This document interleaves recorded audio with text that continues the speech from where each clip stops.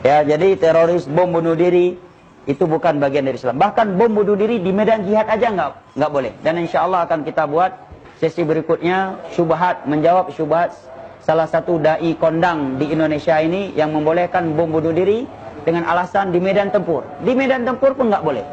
Dan dia telah mengatasnamakan Syekh Albani, Syekh Utsaimin yang itu bukan bagian dari fatwa mereka.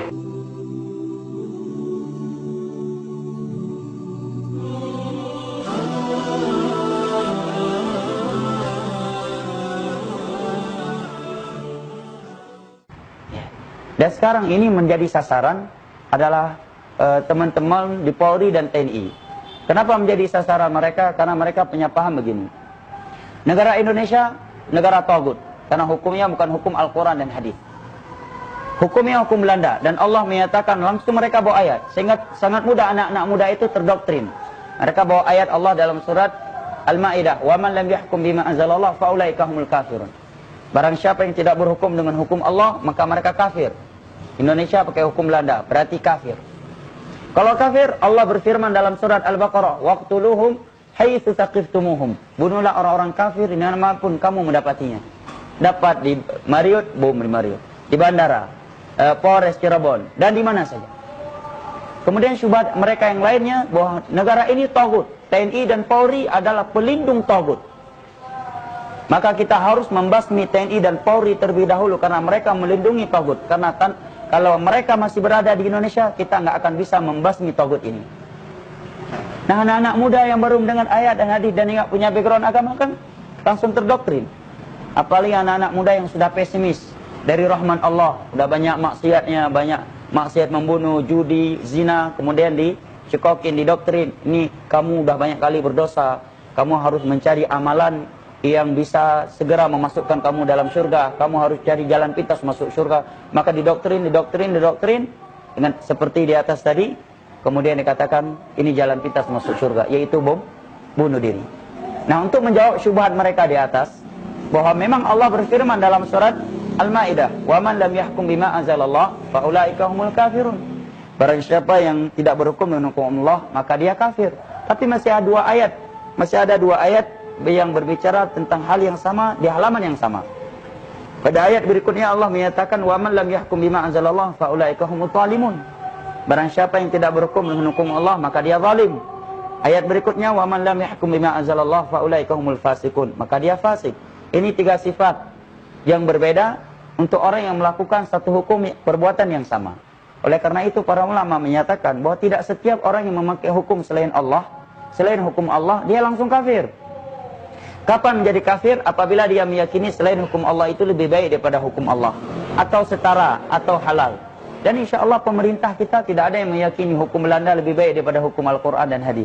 Hanya saja karena tekanan politik atau karena hawa nafsu, maka mereka masih muslim, belum sampai kafir.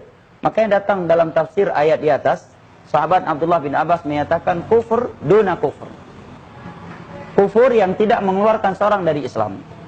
Ini jawaban terkait ayat di atas. Kemudian jawaban terkait ayat yang kedua yang mereka gunakan, yaitu firman Allah, waqtuluhum haitsu saqiftumuhum. Bunuhlah orang-orang kafir dimanapun kamu mendapatinya. Maka kita jawab. Yang pertama, tadi sudah terjawab bahwa TNI Polri muslim. Pemerintah kita Pak Jokowi dan jajarannya muslim. Ya, dengan penjelasan di atas tadi. Kedua, andai kata orang tersebut orang kafir, maka dalam Islam ini ada rincian orang kafir. Ada 4 jenis orang kafir.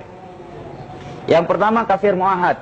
Kafir yang sudah ada perjanjian antara kita dengan mereka untuk hidup damai, untuk genjatan senjata. Ini nggak boleh diambil hartanya, tidak boleh direndahkan kehormatannya, dan tidak boleh ditumpahkan darahnya. Bahkan Nabi bersabda, man qatala muahadan lam yajid 'arfal jannah wa inna rihaha la tujadu masirata 40 ama. Barang siapa yang membunuh kafir muahad, dia nggak akan mencium bau surga. Dan bau surga dapat dicium semenjak perjalanan 40 tahun. Ini hadis riwayat Imam Bukhari dari Abdullah bin Umar. Yang kedua kafir musta'min. Kafir yang masuk ke negeri kita kaum muslimin karena ada jaminan keamanan dari penguasa atau dari oknum muslim. Maka ini tidak boleh juga untuk dibunuh. Ya, juga tidak boleh dibunuh. Allah berfirman dalam surat At-Taubah, "Fa in ahadun minal musyrikin istajaraka fa'ajirhu hatta yasma'a kalam Allah." Apabila ada orang kafir memohon perlindungan kepadamu, maka lindungilah dia sampai dia mendengar Al-Quranul Karim. Dari masa Nabi sudah ada kejadian ini. Seorang wanita yang bernama Ummu Hani dalam riwayat Imam Muslim. Beliau memberi jaminan kepada orang kafir Mekah masuk ke Madinah. Maka para sahabat melihat kafir Mekah ini masuk ke Madinah, ingin membunuhnya, ingin balas dendam. Kan lumrah. Karena dulunya dia menyiksa para sahabat, merampas harta para sahabat. Sekarang nongol di tengah-tengah para sahabat Nabi di Madinah, di tengah-tengah kaum muslimin. Maka sebagian para sahabat Nabi ingin membunuhnya. Maka Ummu Hani yang telah memberi jaminan untuknya mengadu kepada Rasulullah dan menyampaikan bahwa sebagian sahabat ingin membunuh orang tersebut yang telah dijamin keamanannya oleh Ummu Hani. Ummu Hani wanita, bukan menteri dalam negeri, bukan pula menteri dalam negeri, tapi oknum muslimah di masa itu.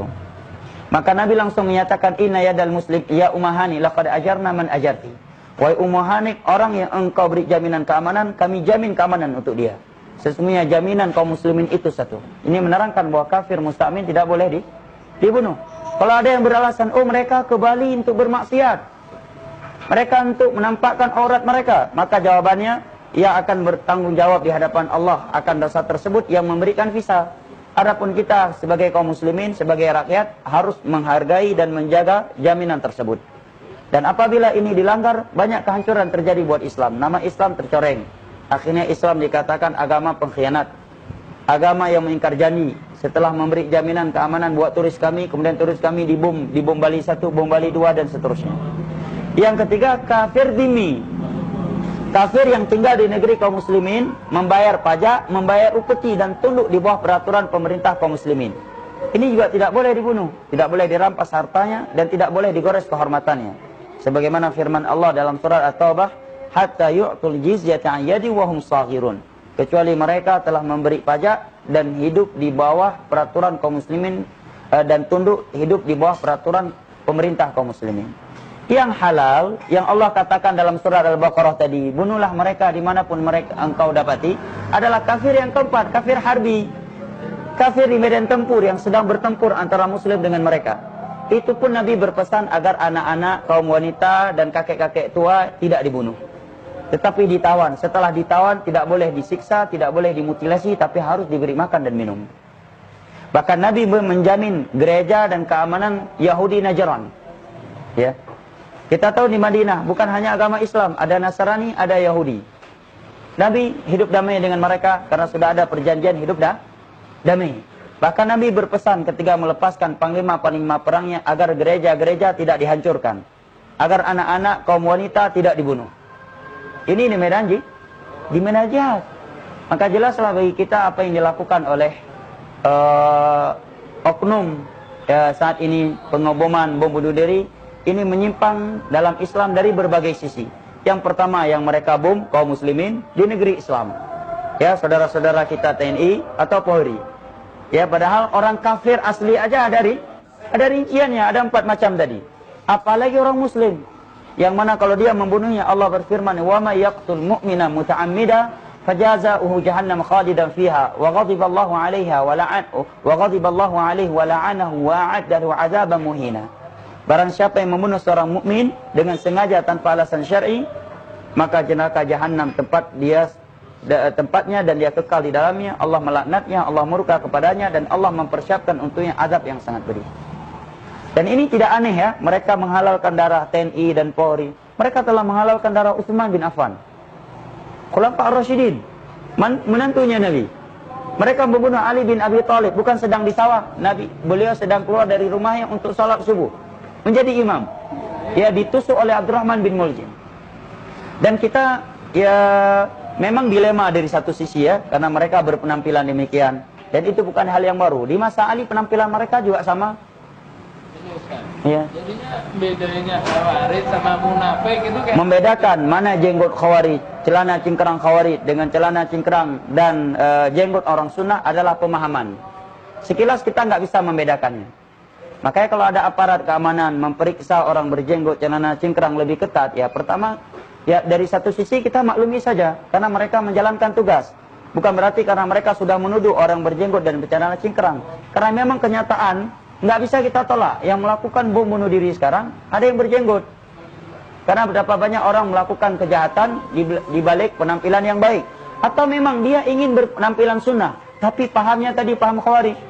Contoh yang membunuh Utsman tadi berjenggot juga, hafal Al-Quran lagi, puasa Daud, salat tahajud. Demikian juga Abdurrahman bin Muljim tadi, ahli ibadah. Matanya dicopel, dia masih berzikir kepada Allah. Tangannya dipotong, masih saja berzikir. Padahal dia kharib membunuh Ali bin Abi Thalib yang keluar dari rumahnya untuk sholat subuh sebagai imam. Ini menerangkan kepada kita pahamnya, bahayanya paham Khawarij. Dan pentingnya menjelaskan kepada masyarakat kita, apa itu dakwah sunnah. Bahwa jenggot ini bukan simbol Khawarij. Karena jenggot ini dari Nabi SAW, simbolnya Nabi, ya profilnya Nabi kita, celana cingkrang untuk kaum lelaki juga perintah Nabi, hadisnya Bukhari Muslim.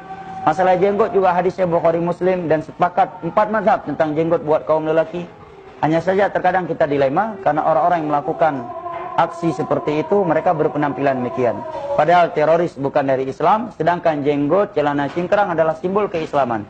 Wanita cadar juga bagian dari Islam, bukan budaya Arab. Ya, dalam surat An-Nur Allah berfirman ya, wala yubdina zinatahunna illa ma dhahara minha wal yatrina bi khumurihinna ala juyumihinna. Demikian juga di dalam surat Al-Ahzab Allah menyatakan yudinina alaihinna min jalabibihin.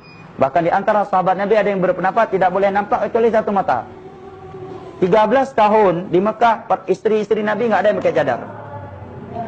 Istri para sahabat nggak ada yang pakai cadar. Ya, Nabi muncul, orang Arab nggak pakai cadar. Mereka nggak menutup aurat. Beberapa tahun di Madinah baru turun ayat cadar. Sekian tahun di Madinah aja, beberapa tahun awal dakwah di Madinah itu belum ada turun syariat jilbab dan cadar. Sampai beberapa tahun setelah mereka hijrah di Madinah.